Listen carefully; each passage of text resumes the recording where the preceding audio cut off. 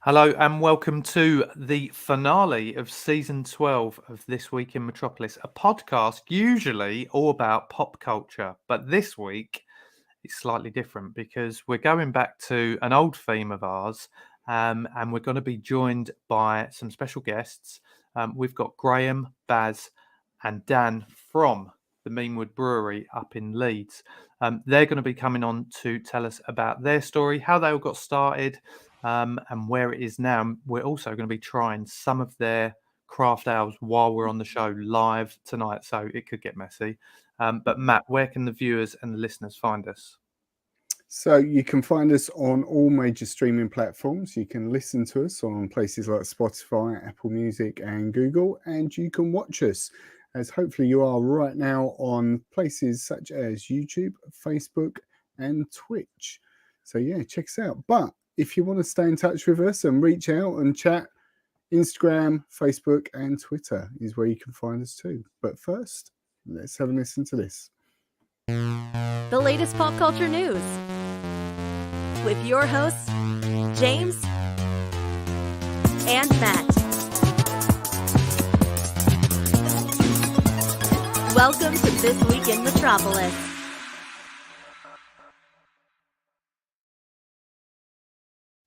And we're here we are, and the guys are with us as well. So welcome to the show. As I said before, I'll do it in the order from left to right. So we've got Baz, Dan and Graham. Welcome to the show.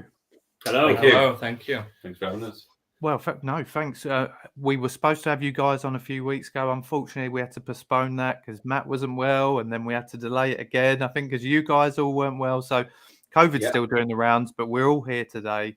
And that's the most important thing. And we're also already joined in the chat, I can see, by a few people who have already got in touch. So Fuzzy Dunlop's here, looking forward to this. Shane, the Quizler's here. Happy Tuesday, ladies and gents. If you are watching us live, make sure you get in the chat. If you've got any questions for the Meanwood Brewery guys, get in touch and we can ask them questions while we're here. But, well, the Meanwood Brewery, where did it all begin? I know Graham and Baz, you're brothers. Yeah. And it was your kind of idea from kind of starting up at home doing home brews. Yeah, that's it. Basically, we were just kind of mucking about. Graham had moved to London, and he was down there for a few years. And then we're both from Middlesbrough originally. We both moved to Leeds. Then he went off to London, worked down there for a while. And then when he came back, we were just kind of looking for a way to reconnect and find stuff to do together, really. So we started. I'd been home brewing, so he started doing that with me. And then it just got kind of a bit out of hand, really, from there. 2017, wasn't it, as well, I think? So that's when we did our first thing as the brewery. So I think it was maybe like 15, 16 when we started home brewing together. Maybe like early 16 or something. Something like that, yeah. And then we did and then it was just going well. We just kind of brewed more and more and ended up having parties all the time to have people round. So we were just making so much beer to try and get through it. And we get a lot of positive feedback from people. So we just thought, let's see if we can do something more with it. So we built a little kind of brewery, and I moved house, and so we had like a garage. So while my wife was kind of working on the house and just moving into stuff, we were in the garage, turned it into a brewery basically. And did our first event in May 2017. It was, we were panically refurbing these kind of ramshackle outbuildings at his new house, just trying to get ready. We agreed to do this kind of community event, and we'd agreed, really, we weren't prepared for the kind of volume of stuff we wanted to do and all that kind of stuff. So we just, it lit a fire under our backsides, really. It forced us to pull ourselves together. And I think in the space of about 6 weeks, we went from being home brewers to being like a registered company with branding and bottles and all of our labels done and all that kind of stuff, just because we had no choice. It's like the power of a deadline, you know what I mean? We had no choice. So either look like idiots or be ready. Or be ready and look like idiots. Or be ready and look like idiots, yeah.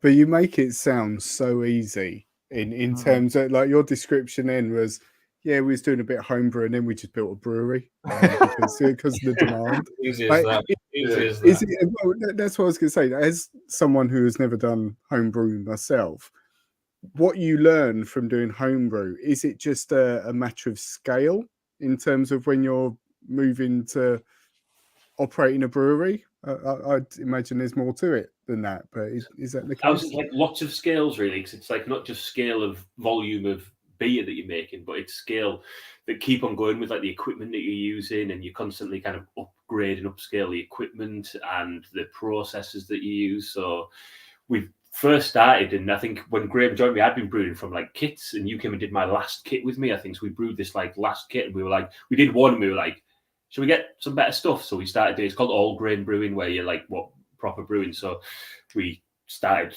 cobbling together bits and pieces to do that. Still at a homebrew scale, like size, just like 25 litres ago. And then we kind of got that as professional as we could, just making that side homebrew. And then when we set up the brewery, it was only a 100-litre brewery initially.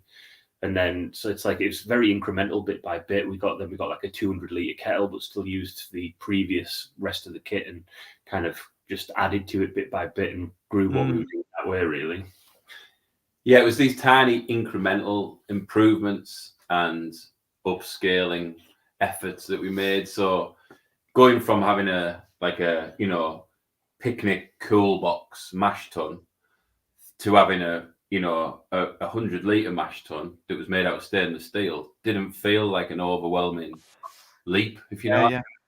And then going from 100-litre, essentially like a giant pan, to then having a 600-litre mash tun didn't feel like a huge leap.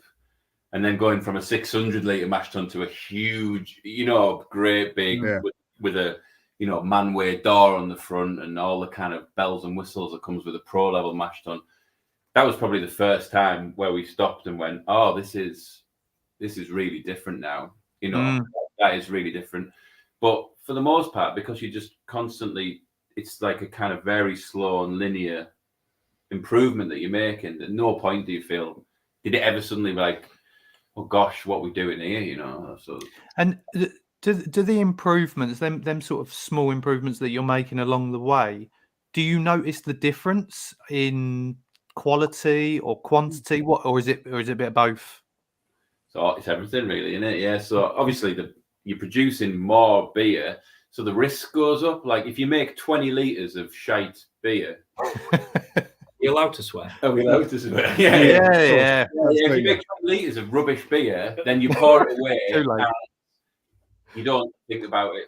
When it's 1,000 litres, you start to think, oh, we definitely need to not make a mistake here, and it hurts a lot more because things do still go wrong. You end up making a beer that isn't what you wanted it to be, or a little process failure leads to an infection, and the beer is spoiled and it goes down the drain. So it hurts more when it's 1,000 litres for sure.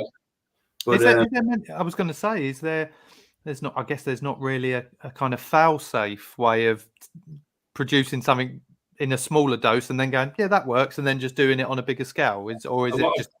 A lot of breweries do use pilot kits right, to test stuff out and make sure it's good before you do it. We're mavericks, so we don't. Well, I'm about to open the first one of the night, by the way. So this one's called Enemy of My Enemy. It's a sour IPA. Is that Hascapa or Hascapa? We say Hascapa. I'm going with that then. But who knows how it's pronounced? Hascapa is a type of health berry. It's quite big in health food shops nowadays. What is it again? It's the berry from the honeysuckle. Canadian honeysuckle, yeah. And what was the reason? We were the first brewery to make a beer using Hascap berries. As far as we know, we were anyway. Well, that's what we're claiming. Why did you? What was the thought of using that particular ingredient? We just came across it, didn't we? I think, or did someone got in touch or something? On a bush somewhere. Yeah. I was just trawling the internet, doing a bit of research on different types of honeysuckle berries, and I thought maybe the Canadian honeysuckle is the one. That's the one that we're going to make beer with. There was a lot of honeysuckle-based debate about which honeysuckle to use. Yeah, do we use the North American honeysuckle? Do we use the Spanish honeysuckle? I can't remember. I think somebody approached us and said, "Look, we're the UK's only importer of Haskap berries. Can you use it in beer?"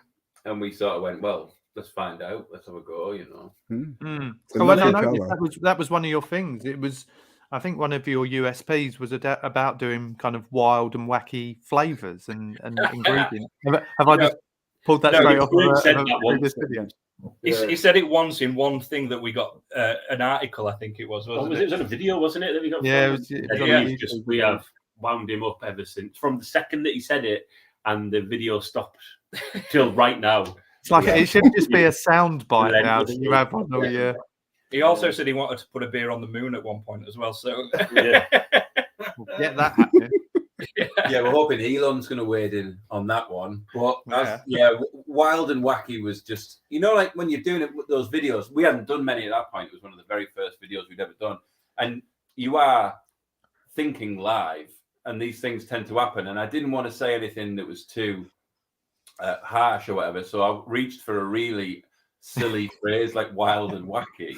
And yeah, it's stuck with us ever since. So It's stuck with you. It's stuck with me. Yeah, fair enough. When this it is comes my to favourite those, branding as well on this one. Look at that branding; it's pretty cool, isn't it? it's really I think the nice. branding on all of them is fantastic. And again, I mean, we can go on to that now. I'm really intrigued to know kind of the names of your beers that you're making. Like, where do the ideas come from? From a range of different places. There's a kind of like there's an overarching theme. So like the brewery itself, our naming conventions are based on the hero's journey, essentially. The kind of mythic structure that all stories are based on. If you know anything about the hero's journey, it's basically that it's the fundamental format that stories have always followed. And most famously, and probably like things like Star Wars, they very purposefully embody the hero's journey. So like, probably made famous by people like Joe Campbell, people like that. And then George Lucas kind of got to know Joe Campbell and kind of put that theme into Star Wars and stuff as well. It's kind of like we're programmed to receive stories that way. Yep. And there are certain stages of the story and certain character types that occur in all stories called archetypes. So it's like Carl Jung, basically, the archetype stuff. That's where kind of Joseph Campbell got it from. And it's like the different aspects of human personality, basically, which is what stories are. They're a breakdown of that. So we kind of try to brand the different styles of beer to the different archetypes. So all our pale ales are heralds. All our IPAs are heroes. I think of any others? Sours. Yeah, sours are anti-heroes, so hence enemy of my enemy. So the idea being that, so sour IPAs, and so the IPAs are the classic hero category in our naming conventions, and then sour IPAs are the anti-heroes. So, and we stretch the rules sometimes a little bit. So enemy of my enemy is a phrase which everybody knows, but it comes from like a kind of few thousand-year-old piece of Indian philosophy. That's where it comes from. And it's been gradually sort of transformed and refined and sort of whittled down to this sound bite, the enemy of my enemy is my friend. With the idea, which is kind of like the byline of the anti-hero, really, that an anti-hero is willing to team up with a villain in order as a means to an end to succeed, whereas a true hero, their moral code would prevent them from ever working collaboratively with a villain, whereas of course the anti-hero is more than willing to temporarily team up with a villain in the moment to achieve an end, and then of course that union dissolves and they go back to being enemies again. And I love that. I love the full process behind that, because I think to be brave enough and have the balls to go and set up your own brewery and do your own thing, you need to have that kind of unique kind of idea of, right, this is what we're going to do. This is our, like you say, you're setting up your kind of pieces in advance, really. And then there's longevity in it, because you can, when you're bringing the next one out, there's a different avenue you can go down with that. So there's that structure. It's really clever marketing, the inspiration, really. isn't there? It Yeah. still takes us bloody ages to think of a name. The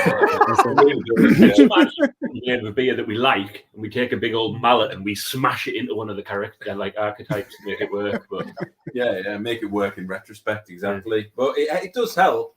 And it kind of stems from the fact that immediately before starting the brewery, because Baz has 2 English degrees, and we've both always written stuff as well.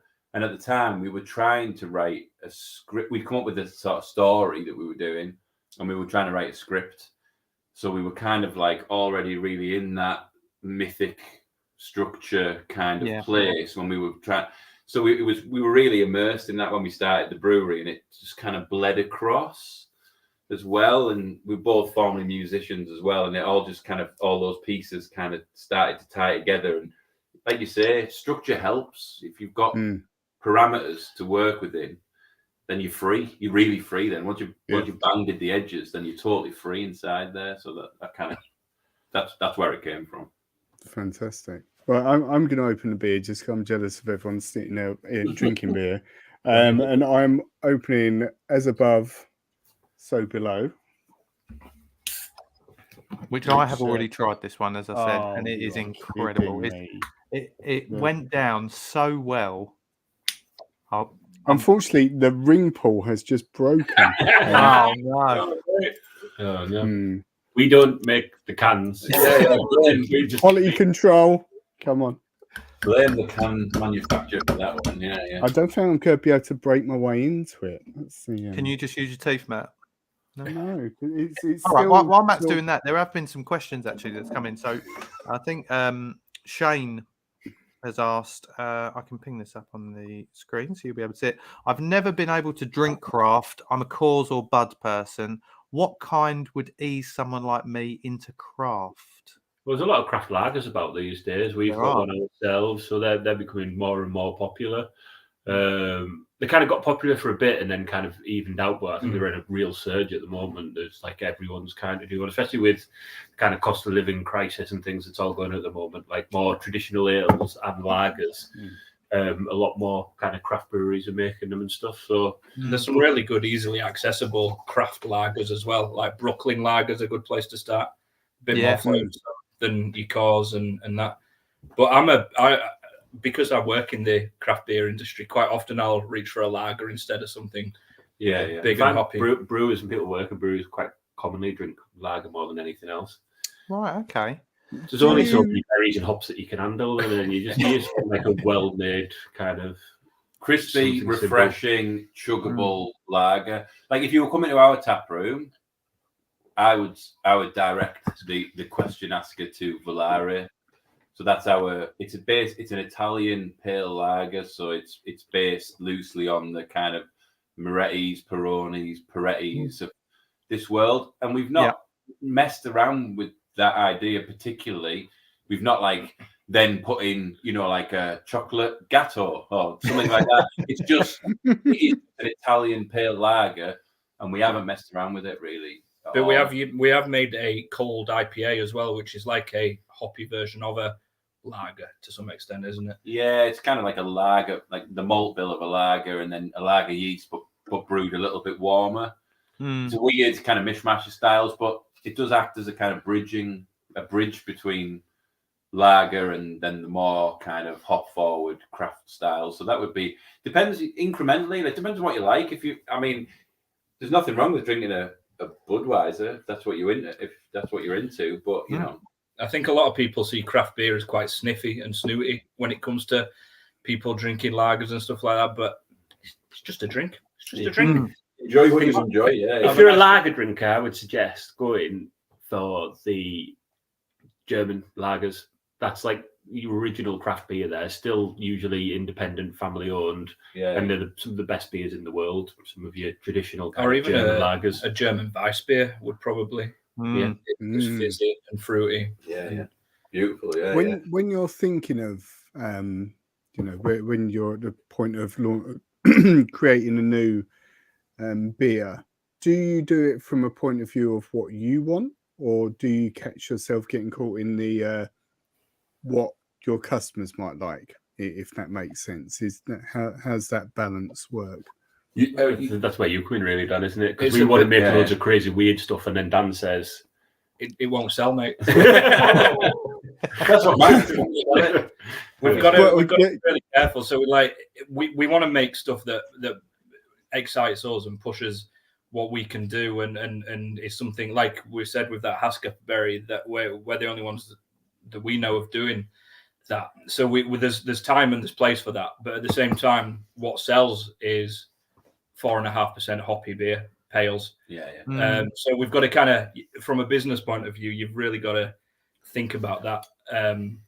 So we have had a few occasions where we've had quite a lot of weird beers lined up, and we've had to look at the schedule and think, actually, we need some big hitters in there as well, some sellers. So more sensible now. Usually I would say like 3 out of 4 beers are between 4.5, like 4 to 5% pale or IPA, hoppy. We now employ like something like the 80-20 rule. So, like 80% of our sales are always going to be pales, hoppy pales. And that's where we're going to make the vast majority of our money, on that 80%. But nearly 100% of our reputation is going to be based on the other 20%, which are the wild and wacky beers. Yeah. Said it again. The less standard. I'm having it as a catchphrase. He's got it tattooed on his lower back. So we're in this weird position of making most of our money from the 80% of the pale beers, but building our reputation on the other 20%, which are a tiny proportion of what we actually make and sell. So that's how we try and think about it. That kind of that 80-20 split, really. And the craft beer is a weird kind of place in some ways. You live on your reputation quite a lot of the time. So if people see that we are making good and solid pales that sell a lot, then it does give us that license to go down those more interesting routes, because customers will trust that we can make a good beer, whatever it is. So how do you... I'm sorry, Matt. I was just going to say, how often do you look potentially then? I'm like you say, at the beginning, it might have been a bit more, 1 week there's something new, and then a month later there's something. How are you spreading them out now to introduce new ones? Do you kind of wait 3 months? What's your sort of timescales on that? It depends on whether I'm allowed to buy expensive ingredients or not. It matters a lot, really, because things have gone wild in price now. Fruit is stupid expensive. Even just the basic stuff's skyrocketed in price. But anything crazy that you want to put in beer, anything you think would make an interesting beer now, is wildly expensive. So we really do have to kind of pick very carefully and think about, 4 of them, and then we'll see if we can slip one of those weird ones in there. And you constantly, there's so many different factors, but I think for the most part, it's whether we get like a consensus on wanting to do it in that moment, because it's not just pales versus unusual beers. You got to think about how you're going to package them as well. If you're going to make something like Enemy of My Enemy, there's no point in putting that in cask, because nobody's, Bert who drinks a mild on hand pull isn't going to suddenly think, oh, I think I'll have a pint of that weird fucking sour beer. You know what I mean? So we have to think, is it going to go in keg? Is it going to go in cask? Is it going to go in cans? Are we going to split it across 2 or all 3 of those packaging formats? So it's really making sure, and also trends in what we sell change as well. At the moment, we're absolutely ripping through selling cask beer, whereas we always sort of thought ourselves, or even pitched ourselves, as being a keg beer. The kind of more unusual, crafty styles tend to suit being served colder and a little bit fizzier, so kegged. But at the moment, we're absolutely flying in our cask sales. So then you make a plan, and then the sales deviate from your plan, and you've suddenly got to try and bend your plan back to match what's happening in real life. It's like everything, you get feedback from reality, and then you change the plan to match the feedback. And we work pretty close as well, making these plans. Graham comes up with an idea, and I tell him whether it's going to sell, and then Baz tells him it's too much money. So that's about it. Yeah. What was we plan 15 weeks ahead, so we'll do like a 15-week brew schedule, and then we'll sit down the next week and rub it all out and put loads of beers that will actually sell on, and leave like 2 of those original ones in, really. And that's seems to be how we're doing it at the moment. Yeah. What was the most recent idea that you had that was completely vetoed that you really wanted to do? It was lessened, wasn't it? When the tropical IPA, where Graham came up with the recipe and Baz said that it was going to be, I think it was going to have to sell it at like £450 a keg or something for a like 5.5% tropical IPA. I was like, you're off your head. Absolutely not. Yeah. It just wasn't going to happen. Yeah, yeah. And it wasn't a particularly strong beer either. It was only like 5%, but just the amount of fruit and really expensive hops that went into it would have made it like, 19, 20 quid a pint or something. So More, really. I had to change it, basically. I wasn't allowed to make that one. Yeah. I'm just an unpalatable kind of mouthful of reality that has to again. Yeah. But there was. What is it? What's it called? I can't remember what it's called. The beer I wanted to make. The beer he wants to make that we have vetoed. which one was Have we vetoed it though? I think yeah. I am still making. I don't think so, mate. I like the ingredients. Which one was that one? Are you talking about the Michelada sour? Yeah, he wants to make a sour out of tomatoes and oysters. Oh yeah, and we've said, Ooh. yeah, Yeah. exactly. Hold on. Well, let me pitch it properly. Obviously, that sounds awful. But let me just Yes. hold on a moment. Let me just pitch this. Do you know what a Michelada is? No. Bloody No. Mary. Yeah, Bloody All Mary. right. Yeah. Yeah. So Bloody Mary. So tomato juice, celery, salt, vodka. Well, a Michelada is like a Spanish version of a Bloody Mary. It's basically the same thing. So you a splash of Hendos or Lean Perrins or whatever, tomato juice, celery salt, but then it also has oyster sauce in it as well. it sounds delicious. Now you've heard it, doesn't it? No. Sours. Bear with me. I'm just enjoying your presumption that they know what Hendo's is. Henderson's relish. It's like yeah. Yorkshire Lean Perrins, basically. I have had Yeah, that. do you think that sounds good? Look at their faces.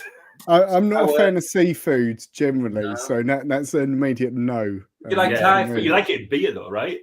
Oh, yeah.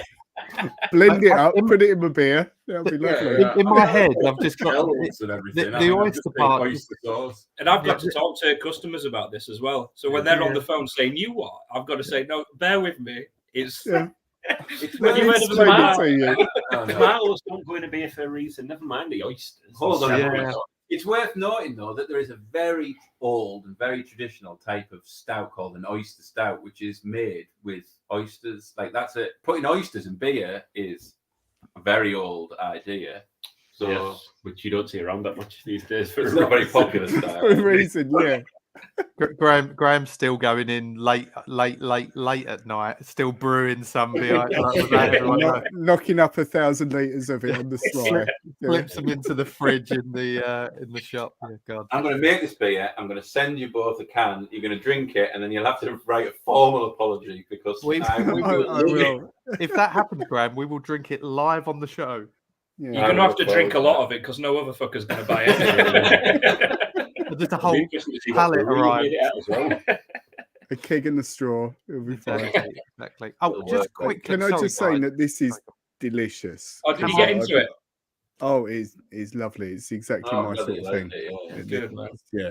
So Lovely. I I compared got that. into it by smashing it with a pen, and I made a hole. in the end. When I drank that, I compared it to a lager, not a lager, a craft ale that Matt had previously bought and said you've got to try this, called Daya, Oh yeah, yeah. Steady I- rolling man. Steady by Rolling Daya. Man. And I One of said my that favourites. was the closest thing to that I've ever had, and Very just nice. so it's just smooth. It's ridiculous. Yeah. Just quickly, guys, I must do just to let you know we do celebrate some of our friends' birthdays on the show if their birthday happens to fall on this day. Yeah. So there's a few. I won't do them all at the same time. We'll dip into do some shout outs along the way. But first person I want to do a little shout out for is I don't know if you've heard of him. He's actually starred in a few films as well. He's quite big deal. And he's closer to Matt's age. He's celebrating his 89th birthday today. It's a good friend of ours. It's Michael Caine. He's celebrating his 89th birthday today, and not many people know that. So happy birthday, Michael. 89. 89. I don't know about you guys, and just to move away from beer very quick, whenever I hear things like that, it does make me a little bit worried. It's a bit like Attenborough. Like they're just getting a little bit closer, aren't they? Yeah. Do we need a world without Michael Caine? I'm not sure we do. Timeless. I think he'll endure. He might be timeless. He's not fucking immortal. So far, the evidence suggests maybe he is. Can you prove that he isn't? Not yet. Are we all immortal until proven wrong? I would guess so.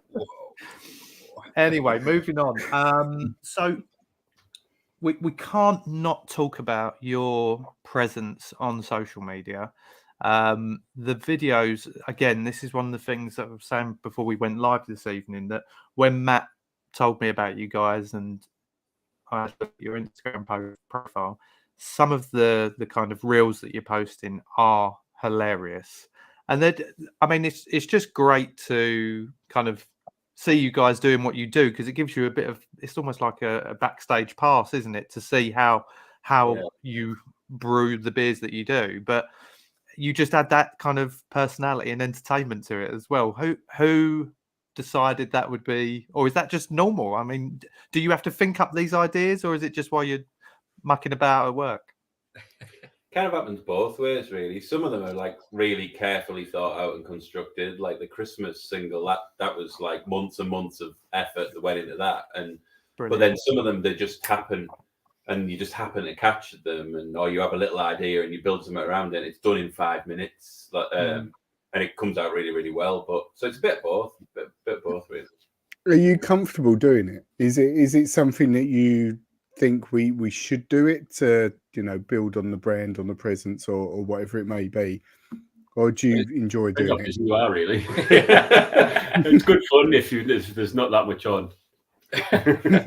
You mean more philosophically, like the kind of the nature of social media and the way it's kind of become a fixture in everybody's lives and that kind of side of things? I mean, if I could never go on social media again, I would. Don't get me wrong. But then it is absolutely essential. Yeah. If we want to do what we're doing, we have to engage with it. And if we're going to engage with it, I'd rather do something kind of interesting. Yeah, I'd rather tit about. There's quite a lot of pretentious stuff in like certain industries, particularly like craft beer is one of them. I think we just decided. Well, it is, isn't it? It was like anyone in particular? Who do you find? I was going to say he didn't name anyone, did he? But you can. Burn down our career. Yeah. But it's definitely better. I think we're all happier just titting about, aren't we? Just trying to have a laugh. And it makes a big difference as well. When I'm talking to customers, a lot of them will now mention the social media, and people are picking up on it. Yeah, and we've made a celebrity out of our bar manager. He was on the end of the news one time as a what was he on? Politics North. BBC Politics North. Yeah, this is their funny story at the end. He was there like skateboarding squirrel. Yeah, he was there on finally segment. Yeah. He did as we built up to the Christmas single. We did like Justin's jingles. It was him singing a different Christmas song every day for 25 days, and which was horrendous. Yeah, he has the timing and tune of a sprout. Not good. So it was hilarious. Yeah, him dressing up as Mariah Carey will live in my retinas for a long time, I think. But yeah, it's burned into my subconscious. Yeah, as well. It wouldn't be fair as well. It wouldn't be fair not to mention our brand ambassador and social media manager, Anna, who is also my partner and is also in the bath upstairs right now. So she might be watching this. I think she's probably watching live. So she leaves a comment on this. Yeah, hi Anna. But so really, we brought her on board. She'd been doing our social media for on and off for a few years, and we gave her a mandate. We said, look, like prove that you can add value to the business by increasing our social media presence and incorporating things like events and events management, organizing some of the nights and stuff and then promote them by using social media and this video content that we're going to create. Prove that you can add value to the business, and we'll give you a job, kind of thing. We gave her that mandate, and she proved she did that. So we hired her to do it on a more permanent basis, and so a lot of the hard work is hers, really. She films everything, or the vast majority of it. She comes up with a lot of the ideas as well, like Justin's jingles. And the kind of persona of our bar manager, Justin, is something that she's co-created with him and stuff. So a lot of it, credit where credit's due, a lot of it is definitely the kudos goes to her for, and also for making us comfortable in making arseholes of ourselves as well. Because it would be really easy to become super self-conscious, especially when you see it on. I open my phone and then there's my stupid face doing something on social media, inevitably, and it would be really the feedback. That feedback could easily make you self-conscious, but she kind of keeps us all feeling silly about it also. Well, I think we can relate to that as well, because I mean, when we started, it was just audio, and that it wasn't because it was so long ago that there wasn't the capability of doing video, but it was purely because that's kind of the path we wanted to go down. And then we slowly but surely migrated over to doing YouTube shows as well, and now we're live as well, which is something we never used to do. But I remember kind of hearing them first episodes where it was just audio, and I was thinking, oh, I hate the sound of my voice. Like you never like hearing your own voice, I think. And then especially when it's an Essex accent. Exactly. with a bit of a Mancunian twang. But no, it's one of them things. And even the videos that we've done, we started slowly going into doing silly videos on TikTok and things like that. And you kind of think, do I look like a bit of a dick? I remember there was one. Do you remember, Matt, when I was singing a Lighthouse Family song on the drive home, dedicated to you? Wasn't you? Did you hate the Lighthouse Family? Yeah, it's things like that I would have never done on my own socials or whatever years ago. But I just think, oh, fuck it. Has it helped your presence as well? Like, have you seen your numbers? James singing, particularly. The crowd came rolling then. Give us a little verse of it now. No, let me get onto the stat. Hang on, not that I was drink driving at the time. Just well dodged. No, but definitely. I mean, Instagram is kind of where our main following is.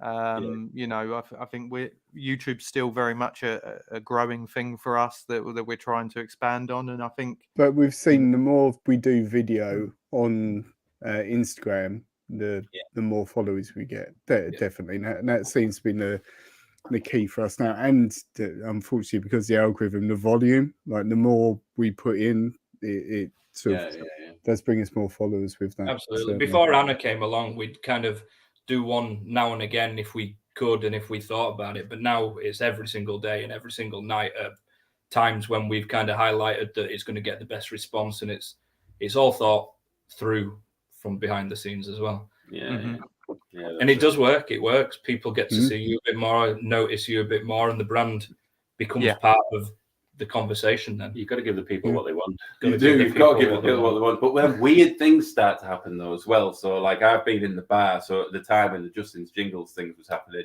I got stopped several times in the street for people asking me questions about Justin's Jingles and about the videos we were doing. We were doing these like beer tasting note readings by the Christmas tree and all that kind of stuff. And people would ask me how I discovered you, and they were hilarious. Is that what it was? They loved them. Yeah. So we were loving doing all that, but like things like I'd be walking through the bar at the brewery because they could literally next door to each other, and someone walked in and came in and shouted, "Justin, what's the jingle tonight?" or something like that, and he went, "Oh, I don't know. I don't film them. I just don't know." And then the person left, and I went, "Who was that?" And he went, "I don't know. I've never seen him before. I've never met him before." So but they were coming in and just shouting in behind it. Yeah. Weird things like that start to happen. So, question from me is kind of obviously when you started, kind of like you say, it was established kind of 2017, kind of properly. Obviously, you had COVID to deal with in early days, really. I mean, you'd probably just be getting started properly. I know. I remember seeing the video that I think it was you, Baz, wasn't it, that found the kind of derelict building that ended up being the brewery. Yeah. So I'm guessing by the time that was kind of ready and started kind of brewing stuff, then all of a sudden COVID hit. How did you cope with COVID, having just invested time, money, and so forth into that? Yeah, I think we got the bar open in November 18. I think we got the building, and obviously we had to build a much bigger brewery there and stuff. So we got the keys in May, start of May, and then November 18. By then we'd got the brewery running and got the bar open. And then it was what a year and 3 months or something, a year and 4 months. It was March 20, wasn't it, when we got it shut down? Yeah. So it's crazy that it only feels that long. It was all this time. It was less than a year and a half that we were going before it closed. But it was. I mean, it was everyone was kind of at the same time. At first, it was devastating. So we just thought that was it. We got told to close, and then we just thought that's it. We're done. And then are we going to pay our rent if we can't? If we're not open, are we going to pay our rent? Because we were closed before they announced any support measures or anything. So we just assumed that we were done. At that point, didn't we? And then I guess just like so many people, we just found a way to survive. Really, you just crack on. We few days of being at home and feeling sorry for ourselves, and then going, right, well, what are we legally allowed to do? And then we basically just had a tap room full of beer, and we had a load of containers. So we just started running stuff off the taps and delivering it to people's houses. And we had, fridges full of cans still. So we just started going out and delivering and ended up having to keep buying stuff in to do that. And that's how we survived, really, that first lockdown, wasn't it? We just became a delivery service, really. Yeah, we pivoted very, very quickly. So, I think we did, I remember the day that the announcement came. We actually decided to close before the announcement because of the stuff that was coming out of Italy and stuff. We were like, nah, if this is circular, because we knew nothing at that point. So we were just going up the tiniest amount of information. We were like, well, if in any way us being open is going to contribute to people dying, we should close. And also, don't go to pubs. We're not closing pubs, but don't go to pubs. We went, oh, fuck off. So we just closed because it seemed to expect us to tell people to not go to the pubs, but then they wouldn't shut them and offer any kind of support or anything. So we closed a little bit before that. I think about 2 days or a week. It was like about a week. Yeah. A week before the official closure was announced, and we just, as I say, I think we went upstairs and we just I remember we just went upstairs and cried. We thought our dream had been pulled out from underneath you. Popped out of existence just like that, gone. And then I think 2 days we kind of licked our wounds and felt sorry for ourselves. But we're kind of quite stoic people, and we have this kind of mentality that there's always opportunity and failure. So as soon as we started to come round from feeling that sense of loss, like we'd lost, the world had taken it away from us. It wasn't even anything we'd done. Yeah. It was totally out of our hands. It was some arbitrary act of fate that just destroyed our dreams or whatever. We immediately started to think, well, what can we do? Like Baz said, and we just pivoted to being a bottle shop and delivery service very, very quickly. And that worked. And especially during that first lockdown, there was a huge amount of community support. And so everybody came out and supported us, started ordering from us. We had to very quickly devise ordering and delivery services and how that would work and not try and mess it up so people were ordering stuff and not getting it. And how do you manage a stock? How do you stock manage a bottle shop when people are ordering through an Instagram message? It's not like taking it out of your stock. You're like, oh, I think they've ordered one of them and they've ordered 2 of them. And but there is only 2 of them. So what they'll do, they ordered first, so they'll get their one.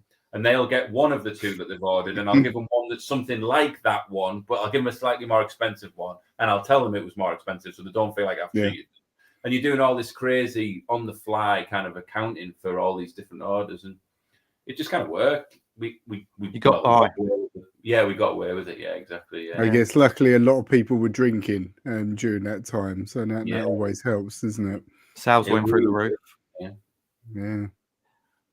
Well, and then from there we looked for more opportunity, really. So we thought, well, if we can do this, I bet everybody's kind of just concentrating on surviving.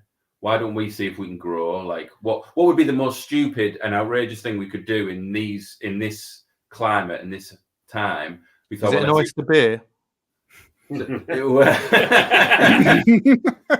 that would be the second most. But the first thing was we thought, well, we'll see if we can grow. So we just started applying for grant money and we thought, well, we'll see if we can, whilst we've been forced to close, let's get rid of because we built our first like pro size kit. We still built it ourselves. We bought all the stuff. We cut all the holes in it.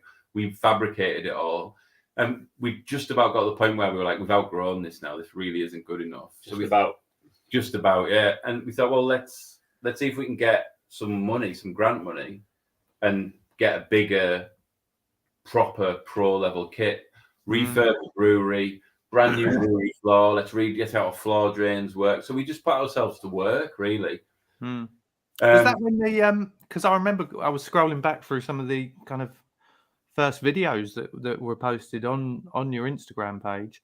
There was one where, because I think when you'd first done up where the beer's brewed and everything, you had an orange floor, but then that all got dug up, didn't it? I remember seeing there was like a big emotional thing about the orange floor going. If Dan have a mental breakdown, honestly, if you talk about the floor. Changing that floor over COVID was up there with the worst experiences of my life. Wow. Honestly, yeah, and it's not even a good floor now, is it? The real clincher of it is the terrible hard graft and work and months of stripping the old floor and laying a new concrete floor and then painting it with epoxy resin. Is that the floor is now shite? Shite, way worse than it ever was before. Yeah, we didn't make it better. We made it worse, but we tried. But we tried. We gave Dan a tick in the process. So. Yeah. And we did it all over winter, and we turned all the heating off in the brewery, trying to save money because it was COVID times, and we turned everything off. So it was like -5 degrees constantly in the building. So we just froze ourselves to death over winter, trying to lay concrete that was essentially wouldn't go off because it was freezing. You know what I mean? And we're going to get a clue. Yeah. So sorry guys, just to let you know, I've now opened the stout.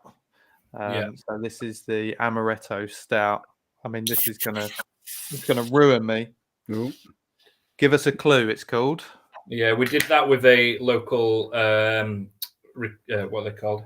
Record label. A local record label. They're called Clue Records. So this was for their 10th anniversary. Nice. And if you scan that little code there, then you get a lot of their artists and things that they've had over the years. Nice cross promotion there. I like that. Well, I'm a big fan of stouts. Matt isn't so much. So that's why I haven't got it. I have the stout. Because there's so many now. You get like the chocolate. I think there's one that's like a Snickers one, it's caramel stouts and all that. So yeah, I absolutely love them. Yeah, I mean this one is it was a bit divisive. So we did 2 brews for the 10th anniversary of Clue Records. We did one that was called Stupid Cluepid, which was an extra pale, which was an incredibly well received beer. We've rebrewed it several times since then because it went down so well. And then this one, which we thought was going to be an absolute winner, was quite divisive because some people can perceive the amaretto flavor and feel satisfied by the description of it as an amaretto stout, whereas other people don't perceive the amaretto flavor, and it seems to make them really, really angry that they can't taste, and they leave vicious comments like on, you must have heard of Untappd. It's like the review mechanism for craft beer, so everybody gets sucked in by Untappd, and it's hard. It's like it's craft beer specific social media basically. So it's the absolute, sharp end of craft beer wankerishness, and it's the man who really wants us to have good reviews on Untappd. I know, but that's the dopamine kick. That's the dopamine hacking of social media, isn't it? You're like, I hate this. I absolutely hate it. Tomorrow morning, 5,000 reviews. Give us a clue. 0.5 out of 5. Yeah. But I need people to leave at least a 3.75 out of 5 because I've tied my self-worth to each of the beers that I make. And if I review it badly, then I feel and you can check it on your phone all the time. So it does. It either makes a poo really good or really ruins a poo. You know? Oh, Yeah. Why? Yeah. But you see some great reviews on there. I saw one of another local brewery. It said it tastes like a fat man has been eating fish and chips all week and pissed in my glass. 2.5 stars. Wow. Average. That description is average to that, man. I love that that's average. Yeah, that's an average beer. But like somebody reviewed it recently and put, never even seen fucking Amaretto. That was their review of it. And you're like, mate, like, you know, I'm sorry. I'm sorry that you feel so. I still think he gave it 3.5 though. So he was really angry. It's a nice stout, but I will. It's an angry 3. I don't Amaretto in it anymore. I like Amaretto. I think that tastes really nice. Yeah. Really nice. I've just poured this one, which is Training Under the Influence, which I think you've done a recent one with the Yorkshire Canine Academy, haven't you? You've done a second one with them? Yeah, we just about 3 weeks ago, I think we released the second iteration of it, which is called with Training Under the Influence. We tend to refer to it by the shorthand TUTI, TUTI, Training Under the Influence. And because of that, the idea came because obviously it's tutti fruity, and we were like, well, let's do one called fruity tutti fruity flavored, fruity fruity flavored ice cream ale or whatever. Which is not a good reason to make a beer by any stretch of the imagination. But it is the reason why we made the beer. We're like, tutti fruity sounds like fruity tutti, so we'll make that. And there was you know, if we go back to the beginning of the episode where you was giving this really philosophical, you know, description of the names and so on. Sometimes it's like that. Sometimes it's just fruity. So we made fruity tutti beer. Yeah. So, but it is that more wild and wacky side of craft beer where it's just like, you know, let's make a beer that tastes like an ice cream for a reason that no one knows. I must say, I forgot about Tutti Frutti ice cream until I saw that post, and I thought, oh God, I thought you was going to say until you taste that beer. Oh no, that's a different one, isn't it? This is different. But what are you getting from that one, Matt? Oh, it's. I would describe this as very, very drinkable. It's very refreshing. I can imagine putting away several of these. That's it's only 3.2%, is it? So you can get a few down here before you. 3.2, yeah. It says at the bottom, Styrian Wolf. That's the hop that's in it. So with it being a collab, Yorkshire Canine Academy, I've got a Belgian Malinois. That's my dog, which is a sports dog. And when I got him, he was a bit off the hook when he was little. So I employed their help to make me a better dog trainer because I didn't want my big, frightening dog to be a bell end, basically. So they helped me. They taught me to teach my dog how to be not an idiot, basically. And we struck up a bit of a friendship with them. So we decided to do that first one. And the story behind Training Under the Influence was that we wanted to do a really low ABV summer pale, 3.2%, which you could have a few of in the beer garden at your favourite park or wherever, favourite pub, and still be like not pissed and, you know, letting your dog run around and annoy people, which is the worst thing ever when people don't control the dogs at the pub or whatever. So we were like, that was the story for the first one. And then when we went to Fruity Tooty, the story was that it's been horrible and miserable for autumn and winter. And the idea behind doing a Fruity Tooty ice cream pale was that you'll soon be, the weather's about to turn. We're almost there, lads. You know, spring's almost here, and soon you'll be back in your favourite beer garden or park, having an ice cream and a beer with your kind of, man's best friend sort of thing. So that was the idea. I mean, I love the fact that you've got a big dog that you've trained not to be a knob, and I've got 2 sausage dogs that are complete knobs. So I've got a little dog. You can get away with it more when they're little. They can be knobs and they don't eat anybody. So they've got little man syndrome. That's what I find these 2 have got. I just think they think they're Rottweilers. That's the difference. So sorry, I've got to squeeze this in because time's running short. It's another birthday celebrated today on the 14th. It's the 14th today, 14th of March. Thank God for that. Another friend of ours who comes from TV as well, Matt. I don't know if you guys have ever seen a program. I don't know if it's made it over to the UK yet. Called Impractical Jokers. Oh yeah. It's our good friend Brian Quinn. He's Oh. celebrating his birthday today, or Q as he's known on there. He's 47 today. So, How old?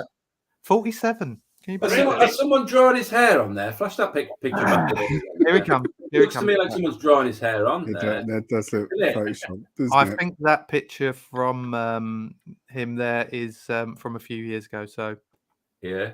the key is that there's a theme going on here that they're all holding beers. I don't know if you've noticed, but I picked up on it. Yeah, I thought it was very little welcome tie in there that you're welcome. You're welcome. Mm. Well, listen, we've got a little bit of time left, and I think it's only right, Matt, that we squeeze in everyone's. As it's the last episode, we've it's the got last to finish episode on of the this. series. Yeah. We might come back for another series. Who knows? Just see. Just watch us space. Thanks. But it's time for. It's time for anniversary spread.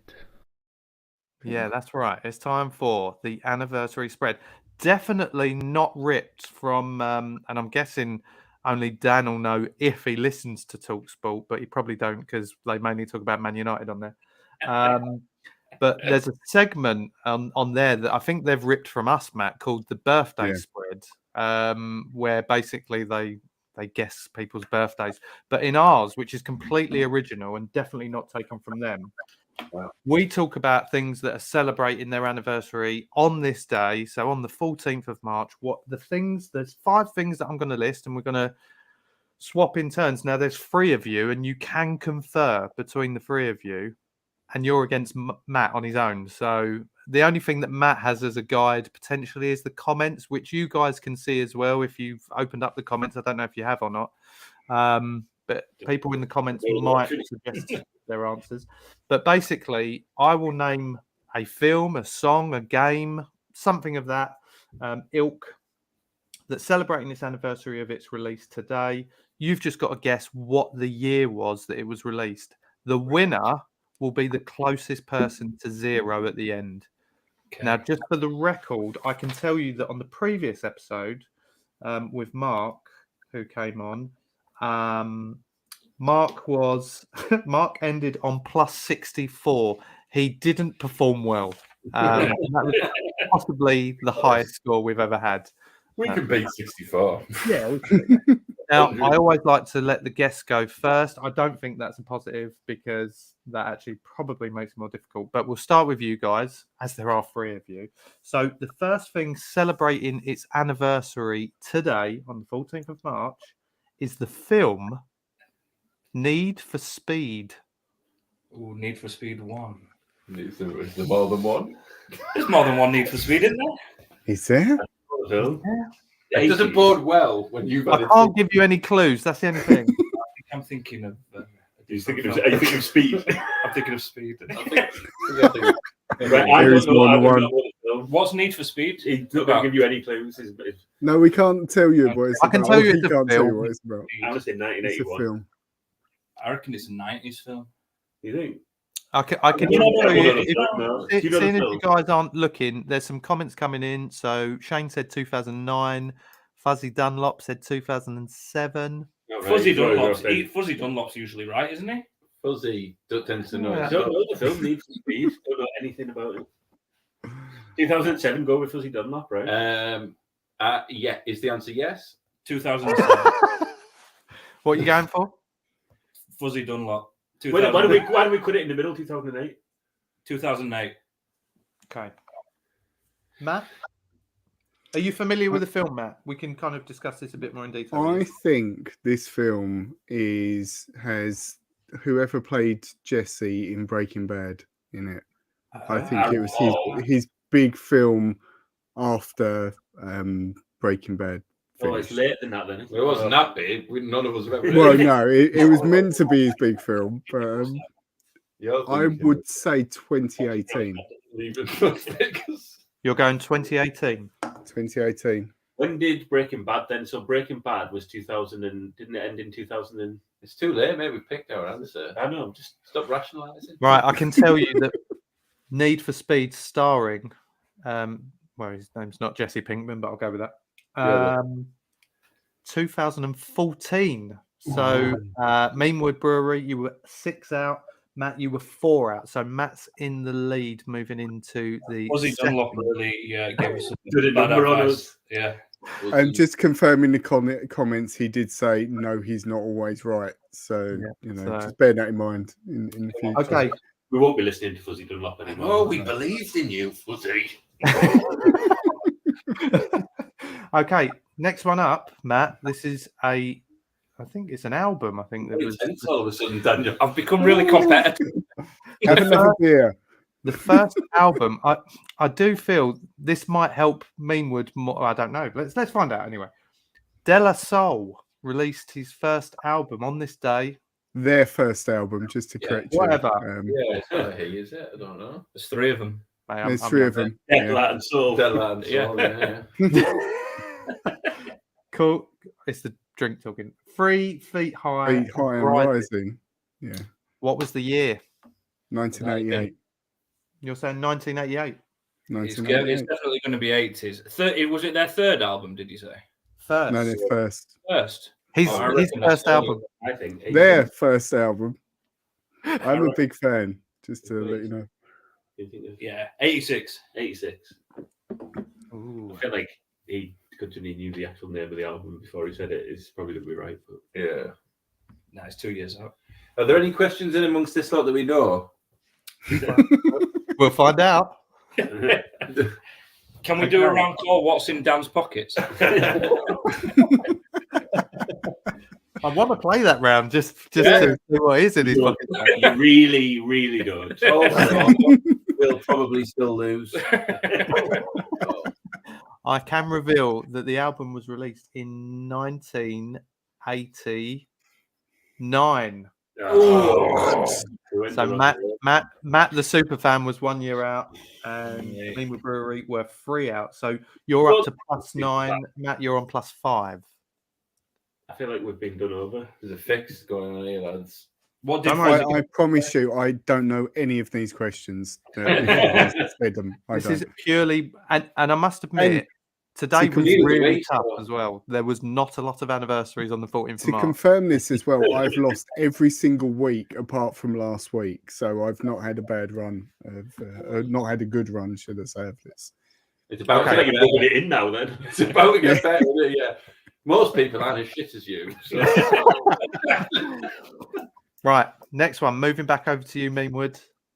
Okay, it's a TV show called The Pacific. Oh, The Pacific. That was the sequel to the Mediterranean. No, it was the sequel to that other war one, the war series. Brothers. Band of Brothers. Band of Brothers. It was after Band of Brothers. It's got that Alec fella in it who was and the young lad from from Jurassic. Yeah, it's got Freddie Mercury and the young lad from Jurassic Park in it, hasn't it? The young lad from Jurassic Park. Is any of this helping? I'm giving context. I'm padding. Right. I think. So what's the question? What year? When did the Pacific come out? Yeah. Oh. Band of Brothers is about 2005, I reckon. So I'm going after that. 2007. Can't find that's only just after. No, that can't be right. I don't know why. You hadn't heard of it until I said 2007. 2007. Okay. Yeah, I think we're bang on. Matt, I've absolutely no idea with this one. Really? I remember. Do you remember, James? You bought me along with our work colleagues the box set of Band of Brothers. I never watched it. Brilliant. Yeah. So... Can I have that back? I burnt it when I got home, and I put it out like urinator. Hold it. You should give it a watch. It's really good, man. Yeah, I know it's meant to be brilliant, isn't it? But I think I may have sold it to Music Magpie now. But wow. I have no idea. I'm going to go with the one of the comments 2012 because I have absolutely no idea. I think it was before Effie was born. Okay, I can reveal it was released. Come on, you good thing. in 2010. So, guys, you were 3 out. You're up to +12. Matt, you were 2 out, so you're on +7. We're still in the game. Still in. You're still in. Yeah. Okay, Matt, moving over to you. It's a game that's celebrating its release today. I'm not going to tell you the console that it was on. Are you free gamers at all? Are you a little bit? Xbox, yeah. I like playing antiquated games on a very modern console. That's my thing, like playing Skyrim over and over and over again, for example. Nice. Well, I'm sure this one will be right up your street then. It's Mega Man Powered Up. Oh. No. Oh. No. Matt will be guessing first. Matt will be guessing first on this one. I think he's well old. It's an arcade machine game, wasn't it? So I think it was. I'm purely gonna guess this one as 2014 because I don't know. Mega Man Powered Up sounds like a newer one rather than an old one. Yeah. I think with Mega Man, they've been making him for years, right? So it could be more recent, but it could be older as well. Well, that's helpful. It's either old or new. It could be old or it could be new. I'm going to round it down to somewhere in the last 40 years. It was definitely made in the last 40 years. Unless it was just before that. Just to give you a clue, the guesses in the comments are 1986, which was Fuzzy Dunlop. Just to bear Fuzzy that in Dunlop mind. doesn't know anything. Damn you, Fuzzy Dunlop! I was saying 90s. And 2003 was the other. Oh, and 2005 we've now got as well. Yeah, Highland Games. It was a year, is what we're saying. It definitely was made on a year. I'm going to say 1998. 1998, go for it. Is that what we're going for? Okay. As good as any other year, isn't it? We could claw some points back here. It was a good year, actually, 98. Okay. He's doing a lot of working out, so that means we're potentially very wrong. It's very tense, this. I don't know if I thought. Right. Okay. Well, it's about to get even more tense because what? it was released in 2000. Oh, stop. Wait. 2006.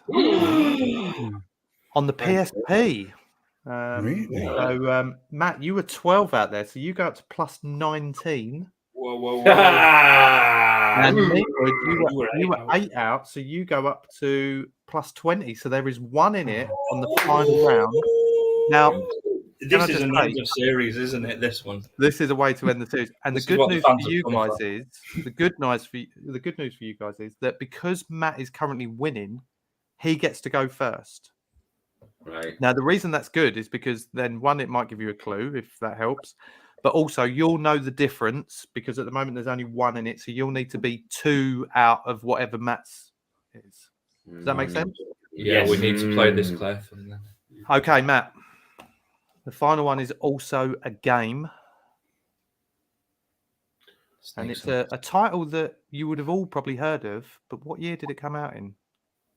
Texas Chainsaw Massacre. A game? There was a game, Texas Chainsaw Massacre. What year did it come out in? This is intense. I feel like I need some intense music. We'll add that in another later date. Yeah. Do that. We can do it if you want. Do that in post, yeah. That's not fair. I feel like I'm on a halt. Is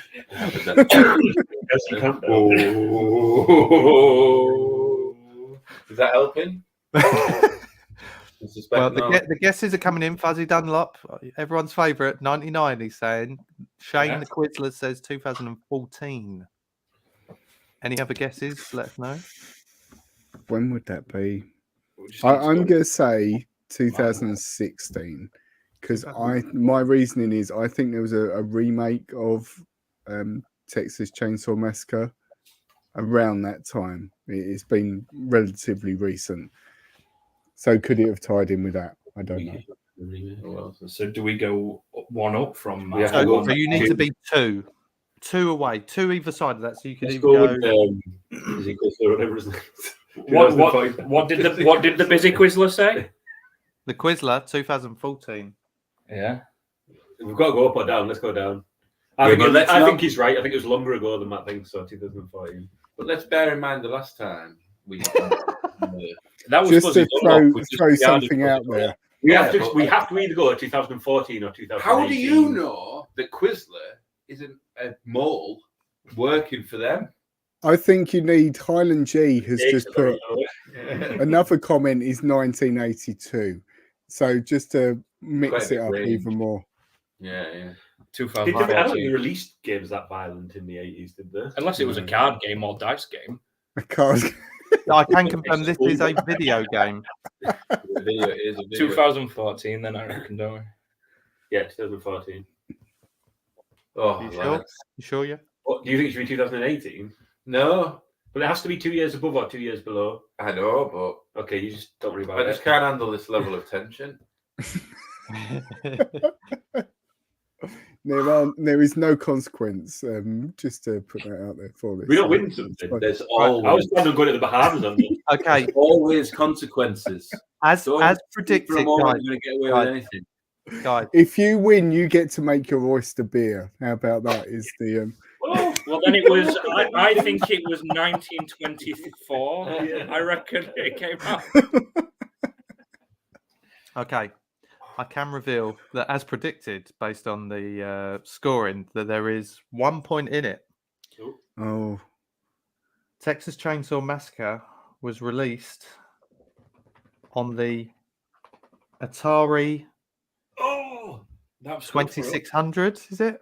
no way! Oh, so we've won. In 1983, which means, Highland G, my Matt, God! you're 33 out. Meanwood, you're 31 out, so you win. You're on 51. Matt, you're on 52. Meanwood Brewery are the winners. Thank you, and thank you, Quizler. Yeah. And Fuzzy Dunlop. For giving us an answer that was 30 years out, but still somehow won. We still won. We won with a very tall score. There you go. I was a bit late to that one, but the crowd are here. Well done, guys. Amazing. Great game. I love the fact I've that got to it look ended up like that on a game. cliffhanger. Hey? I've got to look up that Texas Chainsaw Massacre game now. Madness. Indeed. To finish off the show, and we've kept you a little bit longer, and I hope you've enjoyed it as much as we have, because we've had a right laugh. And these beers are incredible, by the way. So we'll find out, hopefully, where people can go and, if they're not in the local area in Leeds, but if we can order it online or whatnot. But what is the future for Meanwood Brewery? What are the plans? What's kind of going on? Well, we've actually just announced some kind of quite exciting news just a week ago. We've just signed the lease on a new bar that we're opening. It's going to be our second tap room. It's in another Leeds suburb called Adel, and so that's our plan at the moment, is basically to get that place up and running as quickly as possible. We'll hope to open that for May, and then hopefully keep doing that, opening more of our own bars in Leeds suburbs and beyond. Really, that's the plan. Norfolk by any chance? Because that's where me and Matt are. I don't know if you know Norfolk. Yeah, we'd love to. Like, we come nationwide. That's what we'd like to do. We'd like to get into some big cities and stuff as well, and other big cities. And probably not Norfolk though. Terrible. How many? We had a couple of guys on recently who they visit different pubs and different bars and things like that, and put it out on social media. And they're called Mr. Pints. How many did they say, James? They set themselves a challenge to do 100 pubs in a week in Norwich only. I saw it. I watched it on your podcast. Yeah, I saw it. Yeah, I saw that bit. Yeah. Did you do it?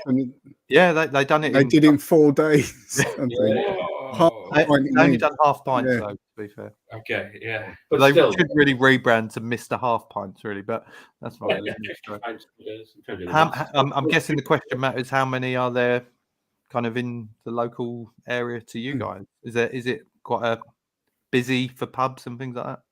There's loads. Yeah, in Leeds, there's probably about 5,000 pubs or something. It's but Meanwood itself, where we are, there's like five 5 bars. They all have their own little niches. But I mean, Meanwood was just voted top 15 suburbs in the UK to live in, like trendiest suburbs. Wow. And part of that is because thanks to you. Is that We got a name check. yeah. I'm not saying it was because of us, but we definitely played a part in that happening. Yeah, more and more cool things have been happening in Meanwood because us and a couple of other people did things early on. Yeah. Amazing. Nice. That's Well, pretty listen, cool. where can our listeners, our viewers, where can they all find you? Where can they order your beers? Where can they get in touch and so forth? The best thing to do would be to get yourselves on social media and give us a like and a follow, because that'll make us all feel very good about ourselves. Give us a little dopamine buzz. If you do that, if you want to buy beer, the best thing to do is to go into your local bottle shop or bar and say, you should get some Meanwood Brewery beer in, and get them to contact us directly, sales at the Meanwood Brewery. This man will answer and sell your local bar or bottle shop some beer, or get yourselves onto Ebria. It's like a platform that most pubs use to buy beer from. They can get us from there, and we'll have our own for retail customers, for people that want to buy our beer rather than bars or bottle shops. We'll be doing direct sales through our own website very shortly as well, hopefully. Which is something we've been working on for a while, but hopefully that's what it means by that is if I ever get around to making the website, finishing the website. after the inevitably incredibly warm reception this podcast will receive, we will have many customers wanting that, so you better get on it immediately, really. There you go. Now. Well, me and Matt definitely will. I'll go and do it now. Well, in between renovating the new bar, I'll do it while I'll you computer. Yeah, there's a computer there, mate. Do it now. Why are you watching? Just do it now. Well, listen, guys, it's been an absolute pleasure to have you on, and I feel like we could talk a hell of a lot longer about things, but do come on again. When you make it and you've got bars all around the UK, and then you start branching out, well, don't forget us, because we'll still be here every Tuesday doing our little podcast. So no, listen, credit to you guys. I think the story's amazing. I love the marketing and the ideas behind your beers. I know Matt agrees. Are amazing. Yeah, the beers are incredible. Thank you very much. We really appreciate that. Thank you very much. Thanks for having us on, guys. It's been an absolute pleasure. It's been a ball. Great. Thank you very much. Join us after we do the outro. So sit where you are, and we'll say goodbye properly afterwards. But in the meantime, this is the last episode of season 12. So Matt's now swanning off the other side of the country. So God knows how I'm going to survive. World. Oh yeah, it's the world, isn't it? Yeah, whatever. So it's the beers. And anyway, so we'll be back probably, Matt, when? Next year? I think the 20-something of April. So it's about a month. Right, less than a month. Long. Anyway, so yeah, do keep an eye on our socials. We'll still be posting all the latest news, which we break, no one else does. And yeah, until then, thank you for all being part of this series. Thank you for everyone who's joined us live. And we'll see you on the other side. Not dead, but see you on the other side of this series. Bye for now. Hope you enjoyed the show. If you did, don't forget to like and subscribe on your favorite service. Past and future episodes can be found on all major streaming platforms, including Amazon, Apple, Google, Spotify, and YouTube. You can also contact James and Matt via Facebook, Instagram, TikTok, and Twitter. They will return in the next This Week in Metropolis.